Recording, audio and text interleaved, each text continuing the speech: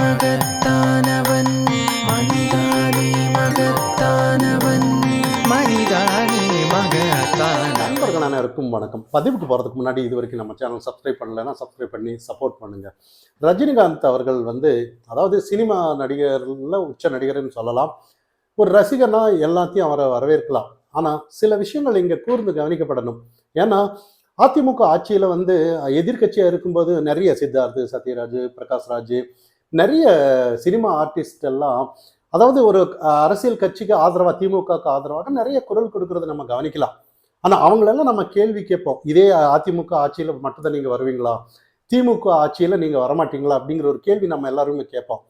அதே மாதிரி ரஜினிகாந்த் அவர்கள் ஆதவ அர்ஜுனா சொன்ன கருத்துக்கு எல்லாமே இன்னைக்கு வந்திருக்காங்க.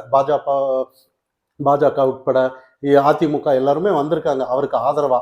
ஆனா இன்னொரு விஷயம் பாருங்க, நல்லா ஏன் ரஜினிக்காக வரணும்னு நம்ம கவனிக்கணும். ஏன்னா ரஜினி ரசிகர்கள், அதாவது ஆதவ அர்ஜுன் அவர் பேசின விஷயத்துக்காக இவங்க சப்போர்ட் பண்ணா உண்மையான காரணம் இதுதான். இவருக்கு ரஜினிக்கு சப்போர்ட் பண்ணானா ஏதோ ரசிகர்கள் எல்லாம் நம்ம பக்கம் சாய்வாங்கிற இந்த சுயநலத்தை தவிர வேற எதுவுமே இருக்காதுன்னு தான் நம்மளோட பார்வை. ஏன்னா அப்படி ரஜினிகாந்த் என்ன செஞ்சிட்டாருன்னு நிறைய பேர் நிறைய பேர் என்ன கேட்டாங்க. உண்மைதானே, அவங்க கேட்கறதுக்கு நம்மளால பதில் சொல்ல முடியலதுண்ணா. ஏன்னா நிறைய விஷயங்கள் இன்னைக்கு சினிமா நடிகர் உச்ச அவருன்னு நம்ம மாற்று கருத்து இல்லை, அவர் நல்ல நடிகர் தான். ஆனா அவர் எதுக்காக குரல் கொடுத்திருக்கிறாரு அப்படிங்கிற கேள்வி இங்க வருது. இந்த ஆட்சியில 5 ஆண்டு காலத்துல 2.5 வயசு குழந்தையில இருந்து, அண்ணா பல்கலைக்கழக விஷயத்துல இருந்து, விளாத்திக்குளம் அந்த பெண்ணை இதை விட ஏதாவது உச்சகட்டம் ஏதாவது இருக்கா? ஒரு பெண்ணை பாலியல் பண்ணி துண்டு துண்டா வீசி இருக்காங்க.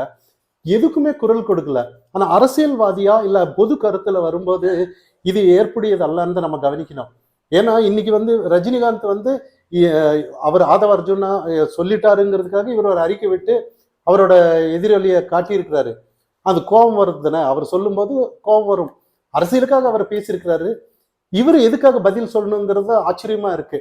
இதுவும் அரசியலா இருந்திருந்தான்னா எல்லாத்துக்கும் இவர் குரல் கொடுத்திருக்கணும். ஆனா எதுக்கும் குரல் கொடுக்கல. இதுதான் எல்லாருக்குமே ஆச்சரியமான ஒரு விஷயம். ஒரு ரஜினிகாந்த் ரசிகனா நம்ம பாராட்டணும், அதாவது சினிமா நடிகரா. மற்ற அரசியலின் வரும்போது இது மாற்று கருத்து இருக்கதான் செய்யும். இது ஏற்றுக்கொண்டாலும் சரி, மறுத்தாலும் சரி, இது உண்மை. ஏன்னா இது வரைக்கும் எதுவுமே எந்த அளவுக்கு நம்ம மற்ற ஆர்டிஸ்டை நம்ம திட்டுறோமோ, உரிமை இருக்கோம். இந்த ஆட்சியில நீங்க ஏன் இதெல்லாம் குரல் கொடுக்கல, நீங்க சமூக ஆர்வலர் தானே அப்படின்னு நம்ம கேட்கறதுக்கு ரைட்ஸ் இருக்கும். அதே மாதிரி தான் ரஜினிகாந்த் அவர்களும் நீங்க ஏன் இதெல்லாத்த நீங்க தட்டி கேட்கல அப்படிங்கிற ஒரு கேள்வி இன்னைக்கு இருக்கு. நிறைய பேர் கேள்வி கேட்டிருக்காங்க. அதாவது படம் நடிக்கலாம், அதாவது வயசாயிருச்சு அதனாலதான் நான் வர முடியல, உடல்நல காரணத்துக்காக தான் அரசியலுக்கு, அதனால படம் மட்டும் நடிக்கலாமாங்கிற ஒரு கேள்வி. இது அவரோட தனிப்பட்ட கருத்து. நம்ம அதுக்குள்ளார போக விரும்பல. பொது நிகழ்ச்சியில ரஜினி வச்சு ஒரு அரசியல் வாக்கு வாங்கிடலாங்கிற ஒரு மாயை இன்னைக்கு இருந்துட்டு இருக்கு. ஆனா அது போக போக தான் தெரியும் ரஜினிக்கு ரசிகர் இருக்காங்களா இல்ல ஆதவ அர்ஜுன் சொல்லிட்டாங்கிறதுக்காக இங்க சப்போர்ட் பண்ண வர்றாங்க பாருங்க, அதிமுக, பாஜக எல்லாம். இவங்களுக்காக ரஜினி ரசிகர்கள் எல்லாம் குரல் கொடுப்பாங்களான்னு இதெல்லாம் எல்லாமே ஒரு மாயம்தான், ஒரு எதிர்பார்ப்பு தான். இங்க அக்கறை இக்கறைல ஒரு வெங்காயமே இல்லை.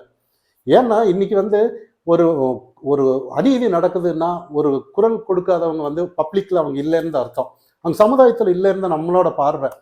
அப்படி எங்க ஒரு அநீதி நடந்தாலும், அது எந்த ஆட்சி இருந்தாலும் அதுக்கு உண்மையா அவங்க குரல் கொடுக்கணுங்கிறத நம்மளோட பதிவு. இதெல்லாம் தாண்டி பெண்களுக்கு எதிராக பேசிட்டாங்க சி.வி. சண்முகம் அவர்கள் அப்படின்னு சொல்லி இன்னைக்கு நல்லா யோசிச்சு பாருங்க. நயன்தாரா அவர்கள் அது ஒரு விஷயத்த ஒரு மீட்டிங்ல நேற்று ஆர்ப்பாட்டத்துல பேசியிருந்தாரு. அதாவது உங்களின் கனவுன்னு சொல்லி இப்ப திமுக கடைசி காலத்துல, அதாவது ஆட்சி முடிகிற நேரத்துல உங்களுக்கு கனவை சொல்லுங்க அப்படிங்கும் போது இவர் சொன்ன விஷயம்தான். நயன்தாரா அது இதுன்னு சொன்ன விஷயம்தான். ஆனா அவருக்கு அது வருத்தம் தெரிவிச்சிட்டாரு. இது ஃப்ளோல அது தப்பு தான். ஆனா ஏதோ ஒரு ஃப்ளோல செஞ்சுட்டா. இதுதான் தப்புன்னா இதுக்கு முன்னாடி திமுகல பேசாத பேச்சாருன்னு தான். அன்னைக்கு இந்திரா காந்தி ஆரம்பிச்சு இன்னைக்கு வரைக்கும் தேமுதிகவில் சிவாஜி கிருஷ்ணமூர்த்தி அவர்கள், பிரேமலதா அவர்களும் அந்த அளவுக்கு கொச்சப்படுத்தினார். இன்னைக்கு அங்கேயே ஒட்டிட்டு இருக்காங்க. இது மட்டும் இல்ல, சிவாஜி கிருஷ்ணமூர்த்தி எல்லாமே வேற எல்லாமே பெண்களை ஓசி பஸ்ன்னு சொல்றதும், நாங்க கொடுக்குற 1000 ரூபாயில தான் எல்லாரும் லிப்ஸ்டிக் போடுறாங்கன்னு சொல்றதும் எல்லாமே இங்க திமுக கனிமொழி அவர்கள் நேற்று அந்த விளாத்திக்குளம் அந்த பெண்களுக்கும், திமுக அந்த இளைஞர் அணி 2.5 வயசு குழந்தை கற்பழிச்சு இதெல்லாத்துக்கும் பொங்காதவங்க நேற்று சி.வி. சண்முகம் அவர்கள் பேசிட்டார், நயன்தாரா பத்தி கொச்சையா பேசிட்டாருங்கிறதுக்காக இங்க ஆதரவா வர்றாங்க.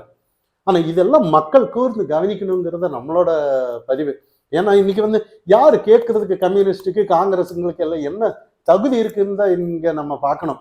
இதெல்லாம் தாண்டி இன்னைக்கு வந்து ஒரு ஓட்டுக்காக தான் இதெல்லாம் பார்த்துட்டு இருக்காங்களே ஒழிய ஆர்கானிக்கா மக்களோட மக்களா நின்று நல்லா யோசிச்சு பாருங்க. 4 நாள் கழிச்சு எடப்பாடி பழனிசாமி அவர்கள் வந்து இன்னைக்கு ரஜினிக்கு ஆதரவா ஏன் இவர் ஆதவ அர்ஜுன் இப்படி பேசிட்டாருன்னு ஏன் பேசணும்? நல்லா யோசிச்சு பாருங்க இன்னைக்கு. ஏன் அது வரைக்கும் டிவிகேல வந்து யாரும் ஆட்சிக்கு வரமாட்டாங்க, அதாவது கூட்டணிக்கு வரமாட்டாங்க அப்படிங்கிற கான்ஃபிடென்ட் வந்ததுக்கு அப்புறம் அதனாலதான் நீங்க பேசுறீங்களா அப்படிங்கிற நிறைய கேள்வி. பாஜகவும் அப்படிதான். இது வரைக்கும் இந்திய வகையில் அவங்க வந்துருவாங்களோன்னு வெயிட் பண்ணிட்டு இருந்தீங்களா என்ன? திடீர்னு 4 நாள் கழிச்சு தாவேக்க ஆதவ அர்ஜுன் பேசிட்டாருங்கிறதுக்காக ரஜினிக்கு ஆதரவா நீங்க பேசுறீங்க.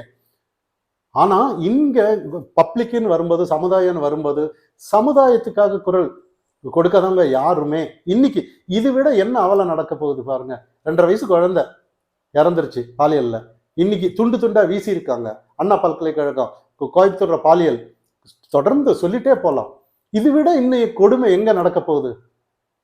இதுக்கே குரல் கொடுக்காதவங்க எந்த நாளைக்கு என்ன இவங்களால என்ன லாபம்னு நம்ம கவனிக்கணுமா வேணாமா? ஏன்னா தமிழகத்துல இது ஒரு மாயன்னு தான் நம்ம கவனிக்கணும். ஏன்னா நயன்தாராவை திட்டினான்னா திமுகவுக்கும் கம்யூனிஸ்ட் காங்கிரஸுக்கு கோபம் வருது. ஏன்னு யாருக்கும் தெரியாது. அதே ரஜினியை வந்து திட்டாருன்னா திடீர்னு எல்லாருமே கோவப்படுறாங்க. ஏன் ரஜினியே கோவப்படுறதில்ல, நீங்க கோவப்படுறீங்கிற கேள்வி வரும். சப்போர்ட் தானா? எதுக்காக சப்போர்ட்? ஒரு சுயநலம் இருக்குதுண்ணே. ரஜினிக்கு ஆதரவா பேசினான்னா ஏன் ஏதாவது ஒண்ணு ஓட்டு வரும். இதை தவிர வேற எந்த விஷயம் இருக்கு இன்னைக்கு? இன்னைக்கு ரஜினி அவர்களே வந்து ஒரு விஷயத்த பேசணுமா பப்ளிக்கா தைரியம் இருக்காங்கிற கேள்வி எல்லாருக்குமே இருக்கு. இன்னைக்கு இந்த ஆட்சியில ஏன் இப்படி இருக்கு, பெண் குழந்தைகளுக்கு ஏன் இந்த அளவுக்கு பாதுகாப்பு இல்லை அப்படிங்கிற ஒரு கேள்வி யாரும் இங்க கேட்க மாட்டாங்க.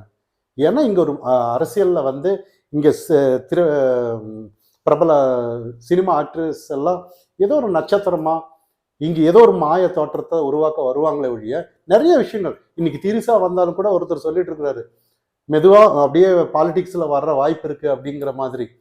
அதுக்காக தான் அவங்க மேல என்னதான் விஷயம், அதாவது விமர்சனங்கள் இருந்தாலும் கூட நாளைக்கு அவங்களுக்கு வந்து அது நெகட்டிவா யாருமே கவனிக்க மாட்டாங்க. ஏன்னா நாளைக்கு ஏன் அவங்க வந்து ஏதோ எம்எல்ஏ எம்பி நாளைக்கு வந்து உண்மையிலேயே இங்க வர்றதுக்கு வாய்ப்பு இருக்கு தமிழகத்துல. ஏன்னா அப்படிதான் தமிழகத்தோட நிலைமை.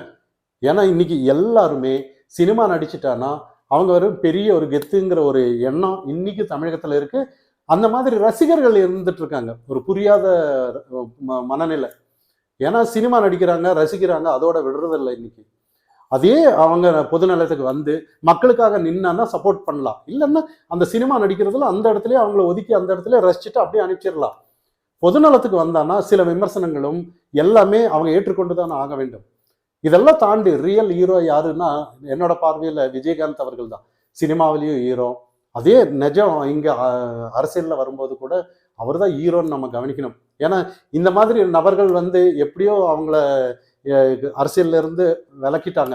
என்ன அது எவ்வளோ ஒரு சாபக்கேடு பாருங்க இன்னைக்கு. அதாவது அந்த அளவுக்கு ஒரு ஹீரோவா இருந்து கடைசியில திமுக காங்கிரஸ் 2 எதிரின்னு சொன்ன ஒரு கட்சி தேமுதிக இன்னைக்கு கடைசியில திமுக கிட்டே இருக்குன்னா எந்த அளவுக்கு ஒரு வருத்தம் பாருங்க. உண்மையிலேயே இது விஜயகாந்த் இருந்திருந்தா ரொம்ப வருத்ததான் பட்டிருப்பாருன்னு நம்ம கவனிக்கணும். இதெல்லாம் தாண்டி சினிமா நடிக்கிறவங்களுக்கு இங்க ரசிகர்கள் வந்து அவங்களுக்கு ஒரு தோற்றத்தை கொடுக்குறாங்க பாருங்க. இது அனைத்துமே இந்த மாயை வந்து ஒண்ணுக்கு உபயோகம் இல்லாத ஒரு மாயன் தான் நம்மளோட. மனிதானி மகத்தானவன், மனிதானி மகத்தானவன், மனிதானி மகத்தானவன்.